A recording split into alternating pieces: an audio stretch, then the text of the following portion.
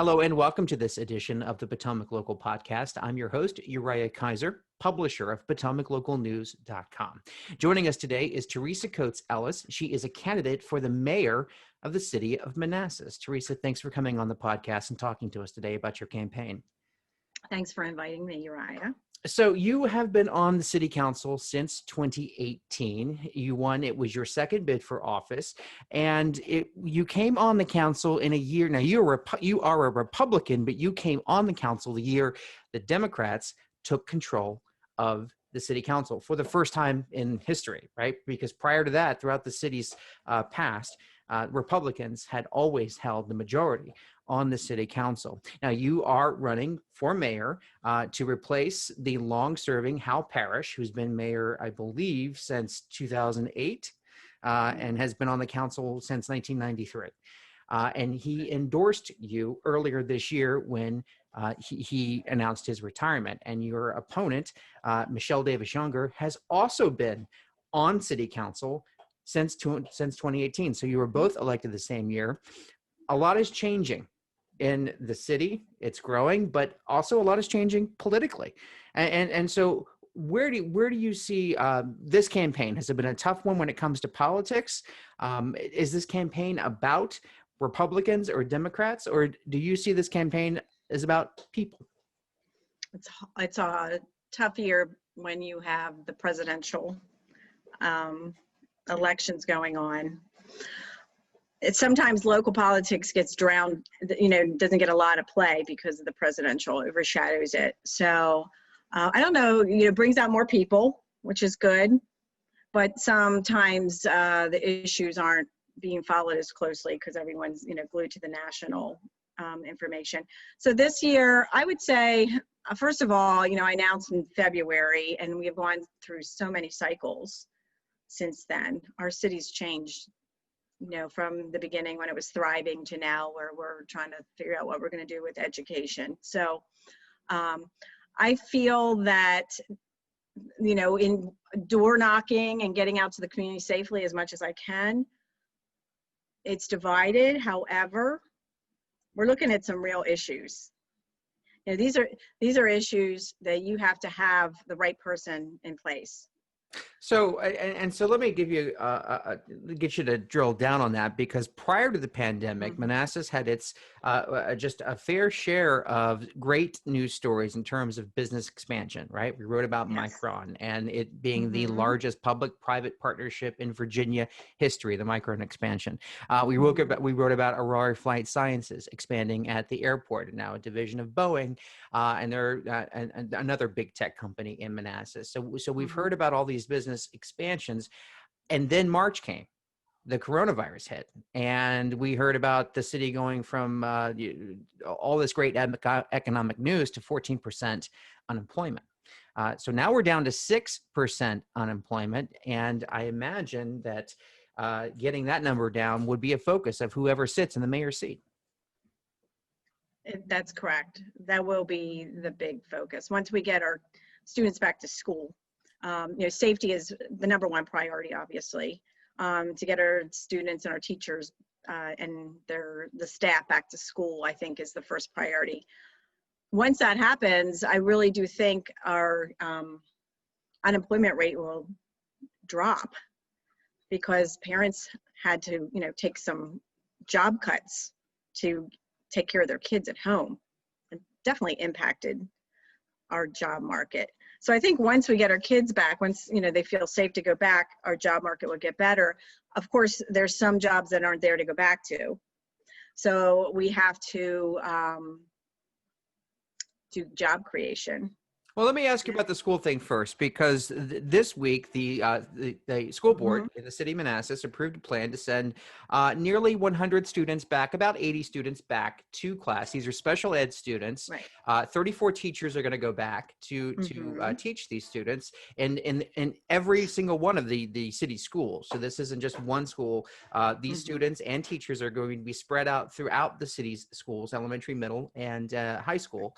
And so it's a start, right? Prince William County went back. They sent their special education students back on day one, which for them, I believe, was September 8th.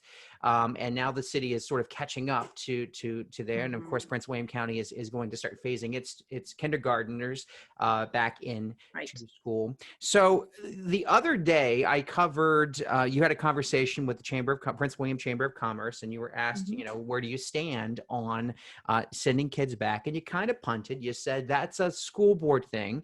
You Mhm. need it to be safe, but yet the school board is that's their call. But we all know Correct. that the school board also comes hat in hand to the city council for funding every year. Mhm. And Mhm. so while they are two very independent boards, one is dependent on the other for funding. And so Correct. Yeah. I'll ask you, is the school board moving fast enough to put students back in school, knowing that Manassas parents, when surveyed over the summer, 65% said they wanted their kids back in the classroom at the start of the school year?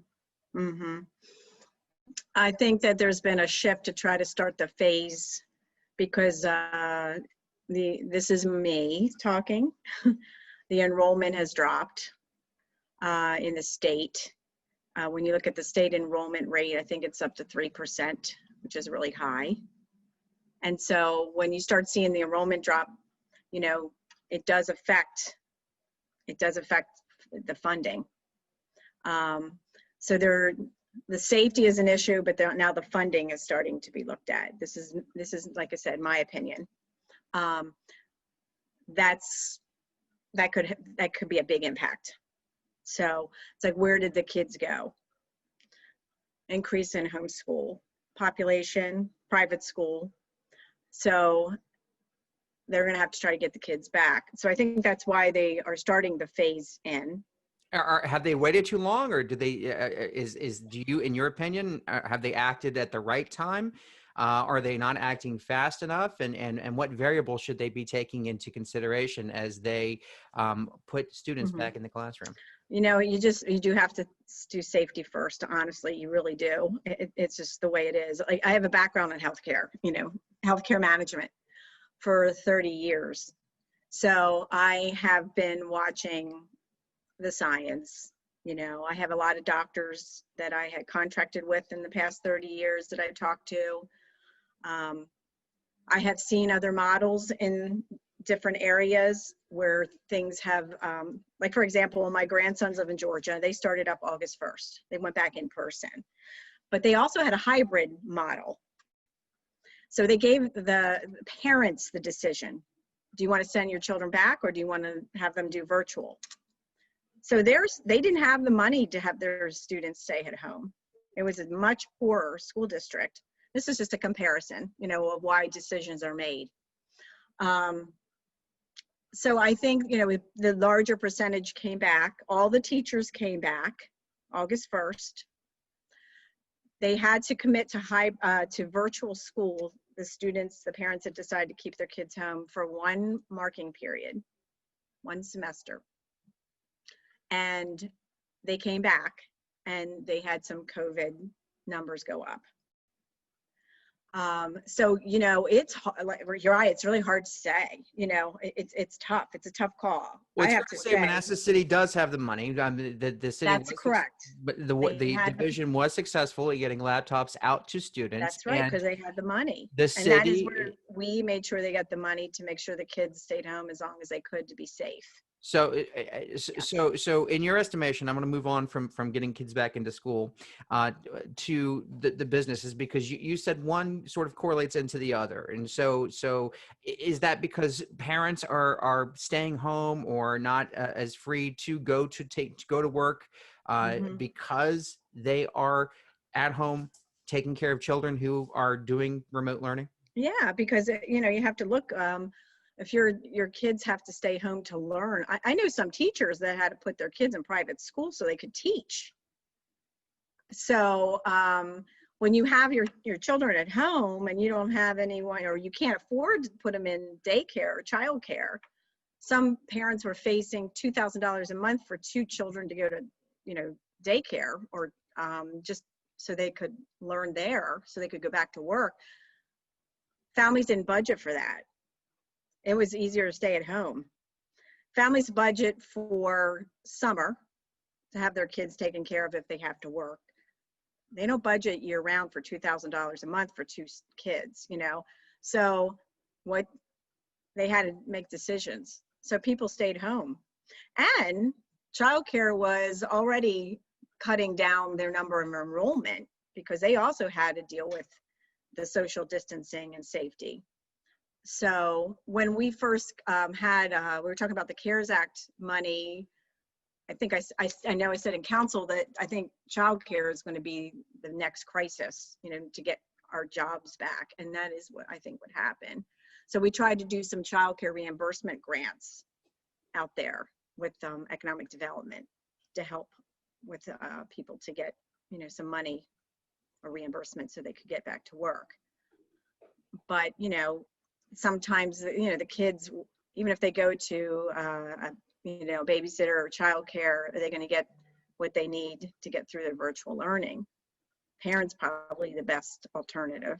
So the seat that you're running for is mayor, and the mayor on the city council serves as a tiebreaker.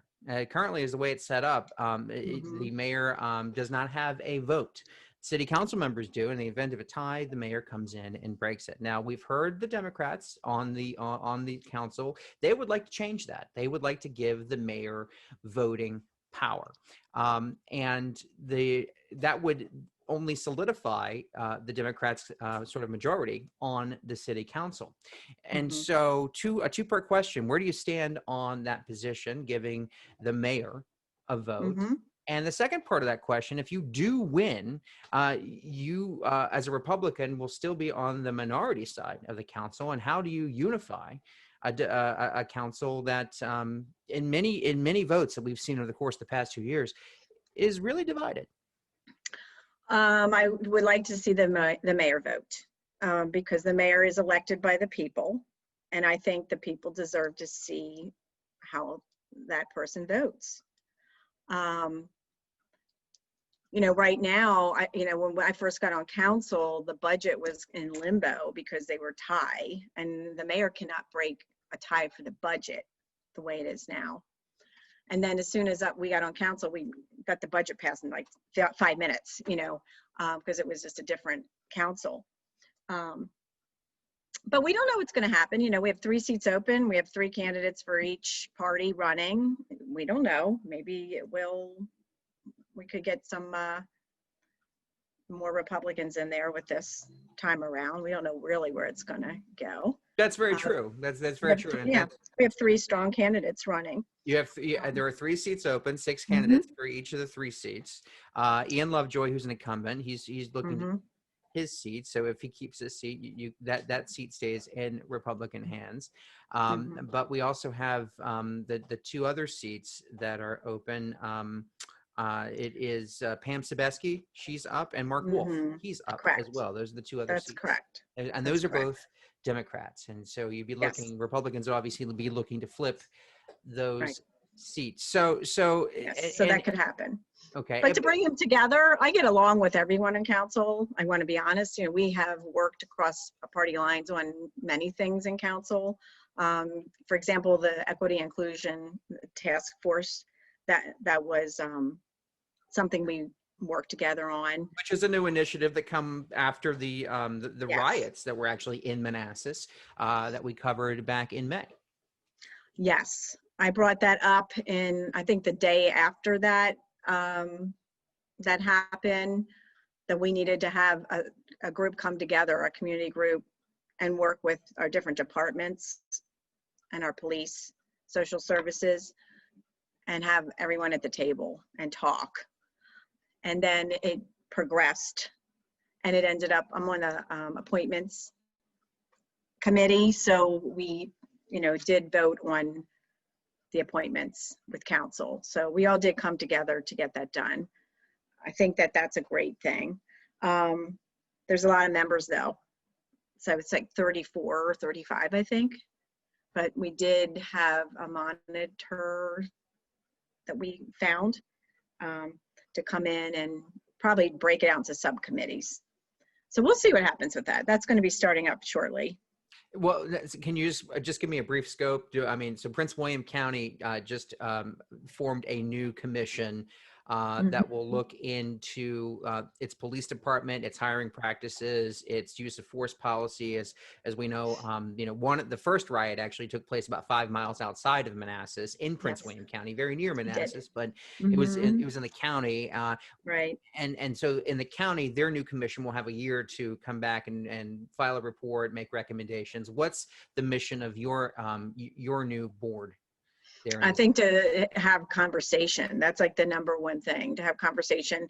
It is a pretty diverse group, which we're happy about, and see what people want for the future of the city. It's a good time to talk about, hard conversations, and then see, it's a good cross section. I think it's going to be, we're going to get some good information out of it. So, we have people in education, we have people in healthcare, we have people in social services, and these are all our residents. So I don't know what's going to come out of it. We have to start it, though. We have to start it. One of the another conversation that has been had around the city is what the city is going to look like in the next 20 years. And Hmm. so we've seen again a lot of business come to the city, and a lot of that has happened sort of outside of the downtown area. A lot of that is out on the 28 Route 28 Godwin Drive corridor by the Hmm. airport as well. You have a new landing at Cannon Branch, which is on Gateway Boulevard out there where the DMV used to be. Hmm. But what is this future of the sort of the crown jewel of Manassas, which is its downtown area? Historic Manassas. Yeah, historic Manassas, and Hmm. we in the past, you and I, we've talked about developing the Mathis Avenue Yes, we have. corridor, and right Hmm. now that would be very close to the downtown area. But Mathis right now is nothing but shopping centers and underused parking lots, a lot of surface parking that goes underused. There's a And lot of so vacancy. so I guess another two-part question: what's your vision for the development of the city? What's the city going to look like? And then is the city losing its small town charm, which a lot of people say they'll miss if it goes away? I do not think we're losing our small town charm. I think that we're in a huge holding pattern right now. However, the restaurants are doing very well. I talked to Chris Sellers, the owner of CJ Finn's, and he said that last month was a record-breaking revenue for them. That's very encouraging. Now they are bracing for the winter. You're seeing the tents pop up, all kinds of creative heating, to keep people outside. So it's there. I think a lot of businesses are trying to get through the end of the year and then make some decisions. I think we kept the charm. Unfortunately, we don't have the events that we had. We're trying to, but it's busy down there. You know, it's probably sometimes too busy. When we're trying to be safe. When you can take your mask off to drink and eat, I think sometimes people get real comfortable. So it is going to be a little more challenging as people move inside. If you're mayor, Um, are you going to I suggest tighter, I don't want to use the word lockdown, but tighter restrictions on what's going on in the city right now? If you say it's too loose at the current time. uh, I would never want us to go into a lockdown. I've seen the businesses that did close and they regret it. You lose business and it's hard to get it back. That's, the ones that I've talked to.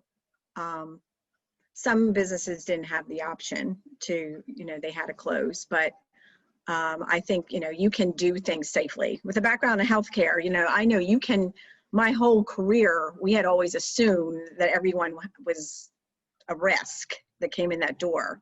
So you automatically had safety precautions, and that's how you conducted your business. And it's got to be, until we get a vaccine, we have to do that. But I would not support a lockdown. I would not do that. Just And altering, pivoting. so in terms of, I'm going to go back to the development question. You said that you said the city's keeping its small town charm, Mm-hmm. but what about development? I mean, are you still saying that what types of development do we need? Because as we've discussed before, and I've talked with some of the other candidates, Manassas does have the second highest residential homeowner property tax in the state. is Mm-hmm. number two, only behind Manassas Park, which is your Mm-hmm. neighbor. Mm-hmm. And so a lot of the tax burden is on the backs of homeowners. That's right. And there's not a lot of room to build more homes in the city if you're thinking about traditional single family type homes. A lot of the city is built Correct. out. That's correct. And so from this point on, do we need more businesses? Do we need to build homes going upward in terms of condominiums and taller residential structures? What's your vision? We can build higher structures in the right place. I would not want them to be any higher than what's downtown right now, unless it's more away from the historic area. We do have areas that have industrial, but even the airport, um, over on Euclid, over that way, Mathis Avenue, it's not industrial there. It's retail, commercial, but you can go a little higher outside of a residential area. But in historic Manassas, I don't think we can go any higher than what we have.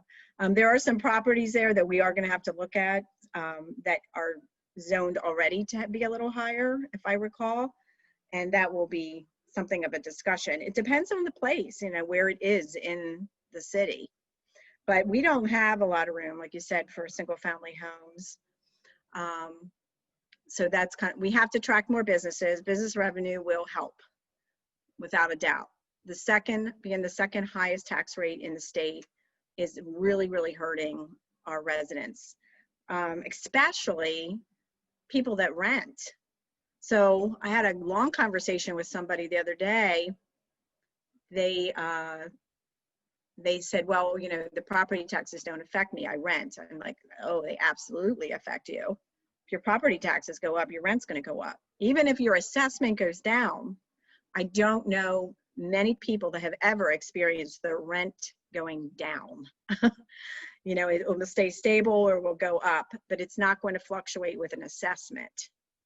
It will fluctuate for sure with an increase in your tax rate.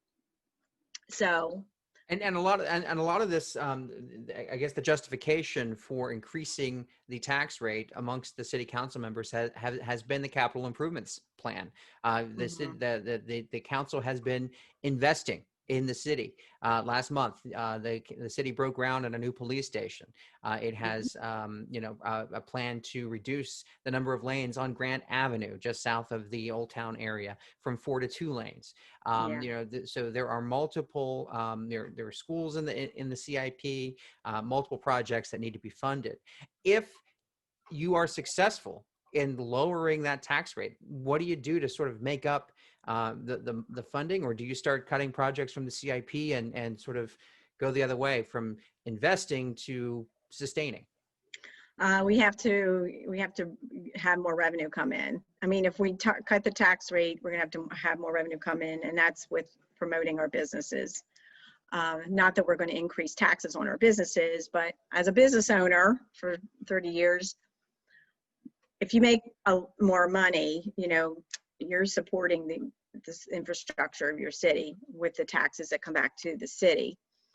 When you're a homeowner and your taxes go up, you might have the same paycheck, so you have the bigger impact. So I think we need to shift away from that, of putting the burden on the homeowners, and have our businesses prosper. The CIP, we're going to have to take a look at that. Honestly, we are. We're going to have to look at the projects and see. We're in different times now.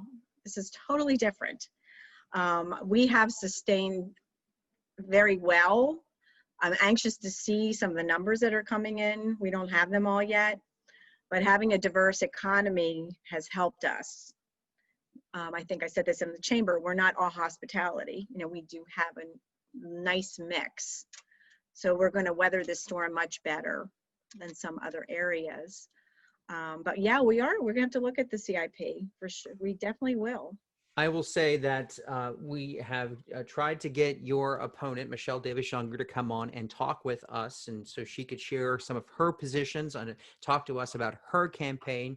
She has not responded to multiple interview requests, and which we think that's very unfortunate. We'd like to talk to every single candidate. The Republican slate of candidates for city council have all come on and talk with us. None of the Democrats have. So that's very unfortunate from a journalistic standpoint. So we'll want to say that. But I'll give you the last word. Very simply, why should people vote for you? So I have been, in the city for more than 30 years, in the city, living in the city. Being a business owner, especially having the background in healthcare, is really, really important right now as we're moving forward to try to get out of the COVID-19, have the relief to, to get to prosper again. I'm job ready. I'm ready to go. And I've done a lot of work in the city in the 30 plus years that I've been here. I'm not going to run down the list, but I've had a lot of leadership in, just service organizations and even just small organizations, with proven results. I've been working hard to follow through and deliver. That's important. The track record is really, really important. I don't think we can have on-the-job training for this right now. This has got to be somebody ready to move in and be mayor. I work well with others, leading a company with some very difficult personalities. Our doctors can be difficult. They make really, really tough decisions, and you have to know how to deal with doctors and staff and patients. Very delicate decision-making there. So I'm ready to go. But I've also, I was the only woman in the airport commission. I've worked in boardrooms, worked agendas. I know how to do research. I actually, graduated from Mason. Actually went back to take more marketing classes a couple of years ago, just to get my skills up. And that is your business right now. You do have a marketing consultancy in the city. That's correct. And having that background in communication and marketing is actually really important for the leader of the city, to be able to sell the city, to be able to promote the city, use our staff that we have in place that's very good, but also be an extra, the leader of the city. It's important. So yeah, I'm ready to go, and I have the time. I'm in a phase in my life. My daughters are in my business, and they are partnering with me to keep that business going. I'm ready to move in as a full-time position in mayor, because it has to be a full-time position. It really does. Well, Theresa Coates Ellis is running for the mayoral seat on the Manassas City Council. We thank you so much, Theresa, for your time and coming on and talking to us today about your campaign. Thank you. That is this edition of the Potomac Local Podcast. I'm Uriah Kaiser. We'll see you next time.